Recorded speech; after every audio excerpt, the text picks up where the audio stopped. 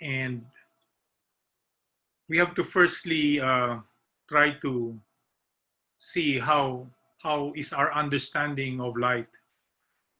Maybe our understanding of light is on only on the physical, only on the literal, and what is only visible. Then the idea of light, I think, is very limited on our own perspective. Light that God talks about is uh, the light that comes from Him, the light of Jesus Christ.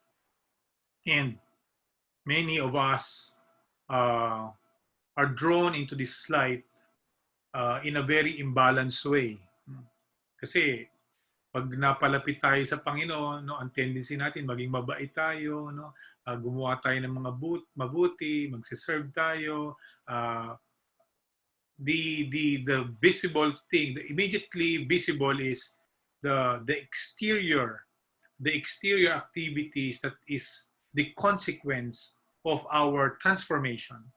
That's not at all bad. Hindi mo masama yung gumawa ka ng mabuti. Good works, ika nga. And that somehow is light to our neighborhood, light in our family, light in the world, because you can see a transformation happening in a person. But if light will only be viewed on the external, then I think we're missing the whole point of the light of Jesus Christ. We may miss the essentiality of that light that comes from Christ. No? Naalala ko tuloy dito yung gospel of Martha and Mary. No? And if you remember, Martha is very busy in the kitchen and nakita niya si Mary parang ayaw siya tulungan sa kanyang ginagawa sa kusina at nagreklamo tuloy siya kay Lord. Lord, bakit hindi mo yan sabihan na tulungan niya ako dito sa ginagawa? Sometimes that's what happened to us when we miss the essential thing, which is the relationship with Christ. We may become complaining in our hearts, grumbling, even while we are doing good works. Napaka-importante ngayon, lalo na kung good works lang yung basihan mo ng light, paano natin makikita yun? Kasi we are in a shutdown right now. We're locked down right now, where everything is shut down. So this reveals to us the total perspective of being light. We can still be light in many ways, even without the exterior activities, even with things that cannot be seen. For the light of God cannot be locked down. The light of Jesus is not going to be limited by this crisis or any kind of pandemic. The light of God operates on levels that we cannot see. So makikita natin, physics tells us that light is a spectrum, no? And there is a high band, there is a low band, no?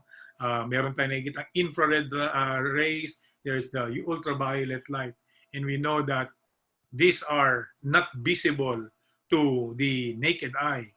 But this light definitely has powerful effects, even if we cannot see them. No? Kaya may nagreklamo, it can be even harmful. No? Kasi kahit di mo nakikita, nagsasunbathing ka, apektuhan ka ng ultraviolet light.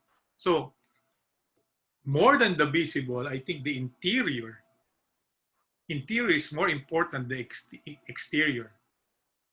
So siguro, since we're coming to the celebration of Fatima this coming Wednesday, let's see the example in Saint Jacinta. It's very young, only 9 years old when that apparition came, when Mama Mary appeared to these shepherds, the 3 little shepherds.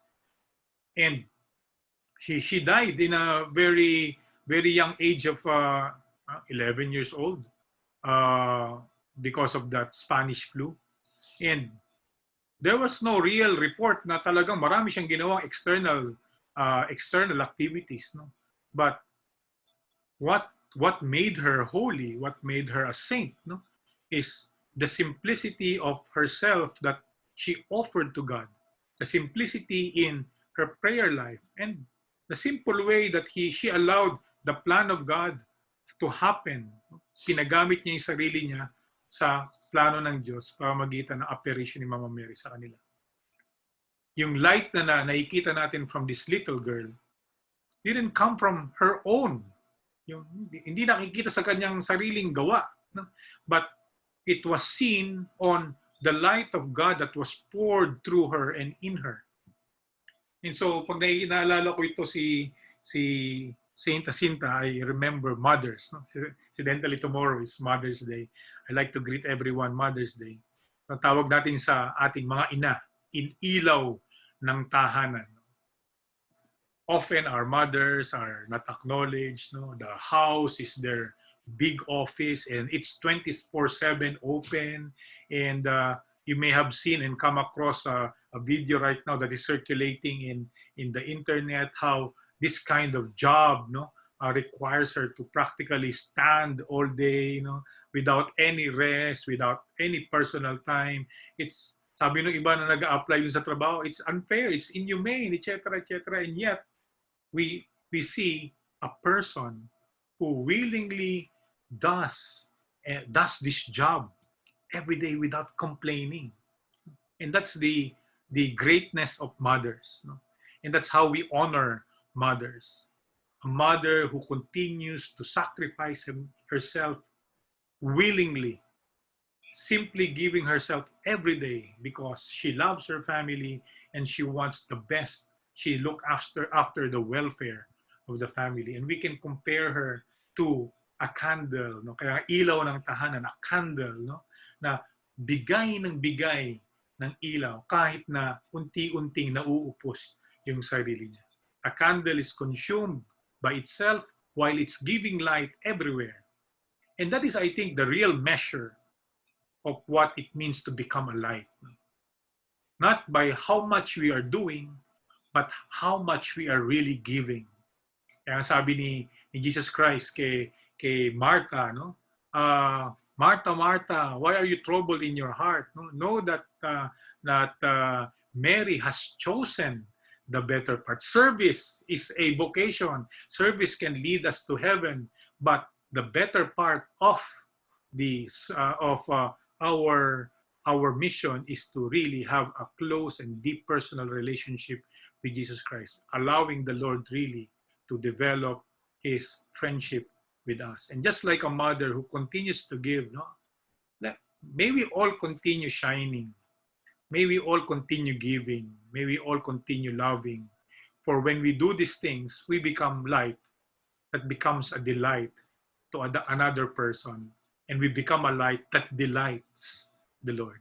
And so tonight, in our prayer, let's ask for the intercession of Saint Jacinta to intercede for us that we can radiate Jesus' light and delight the souls of many whom God is drawing to Himself.